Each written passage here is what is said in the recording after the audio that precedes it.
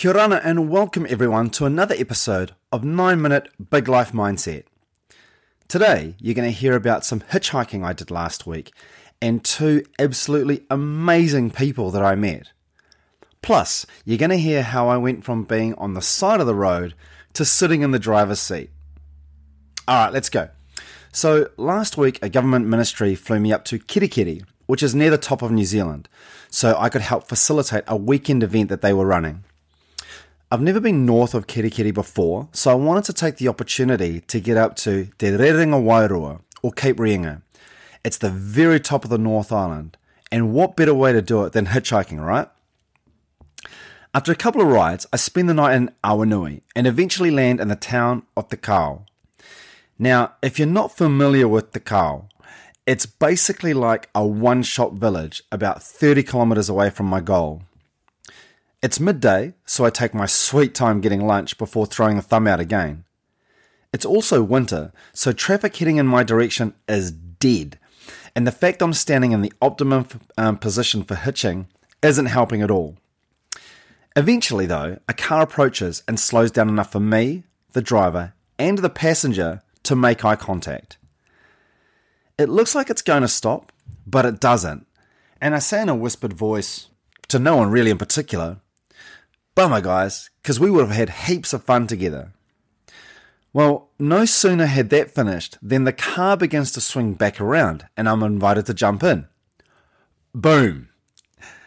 I hop in and introduce myself and learn that Mike and Stella, who are both 79 years old, are travelling from Hamilton and Tauranga respectively. They also happen to be on their way to the Cape, and they stopped because they realised that with the lack of cars, I was going to be stuck on the side of the road forever. Talk about wisdom coming with age, eh? Anyway, we hit it off almost instantly, and it's not long before our car's full of laughter, which is always a good sign. Even better is that they offer to bring me back after going to the Cape, which is a nice weight off my mind.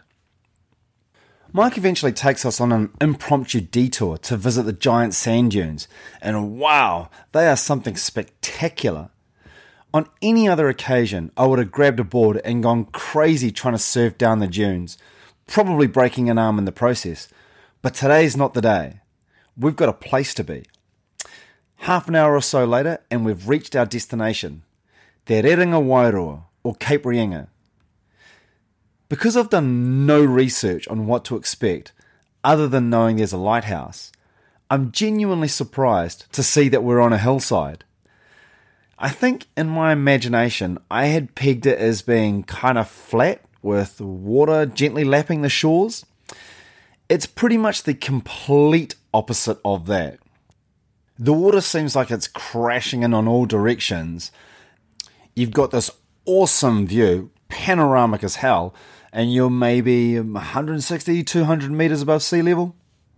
It's an impressive sight nonetheless. When we get there, it's too difficult for Stella to walk down to the lighthouse, plus it's blowing an absolute gale, so they offer to look after my bags while they wait. It's not normally something I do in case, the driver takes off, but in this situation, I'm feeling good about my fellow travellers. Rather than go to the lighthouse straight away though, there's actually a cliff that you can walk up to, so I head there first. I can't say I'm overly spiritual, but I will say that I was deeply moved by the place, especially when taken in the context that Māori consider this the departing point for the souls of people that have died. It's also where the Abel Tasman Sea and Pacific Ocean meet, as well as being the furthest point north the public can go to. When you put all those together, it's easy to feel awestruck and at peace in a single breath. If you haven't been there yet, I'd suggest it's one of those things that you put on your bucket list. Anyway, after doing the tourist thing at the lighthouse, I get back to the car park, and to my relief, the car's still there, and Mike and Stella have been taking a power nap. Before long, we're on our way again. About 20 minutes after we've left, Mike's driving over the centreline quite a lot and taking corners faster than one would expect. There's some sure signs of fatigue. I pick up on this and offer to drive, and almost immediately he says yes, pulls the car over, and we switch places. Barely 5 minutes after that, I drive off and he's dead asleep, so I'm driving. Yeah, that's right. I've actually gone from being this random person on the side of the road to the person that's actually driving their car now. It's buzzy because when I woke up that morning, I'd never have guessed that not only would I meet these two, but I'd actually be driving us back to Kaitaia, which is over an hour away. Stella and I are having a great time, and it becomes crazy obvious that she and I are two peas in a pod. Not only is our humour the same, but how we view the world is similar, and before long, Stella's actually comfortable mocking me for things that I'd happily mock her for too. It was such a meeting of minds that was enriching and goes to show that age really is just a number. I shout us all some ice creams and a pāua pie in the town of Pukenui, where we stop and we enjoy more laughs and memories. And our time there is actually a highlight and an experience that has filled my bucket to overflowing. Soon enough, and it's really too soon, we reach Kaitaia, where I politely decline their offer of more help, and we give each other these big warm hugs on the main road as we say goodbye. Hey, thanks everyone for joining me again. If you know Michael and Stella, please give them a big hug from me, or just let them know that they made a massive impact on my life, and I deeply appreciate it. Also, on the 8th of the 8th, Stella turns 80. Happy birthday, Stella. You're an amazing human. That was where three people put ourselves in an uncomfortable situation, and without doubt, we all grew from it.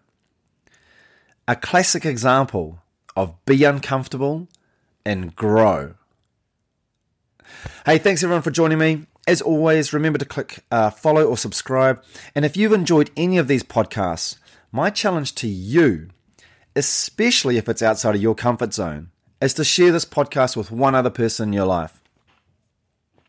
My final word today is slightly different, and it belongs to Stella, who told me, think young and you'll live young.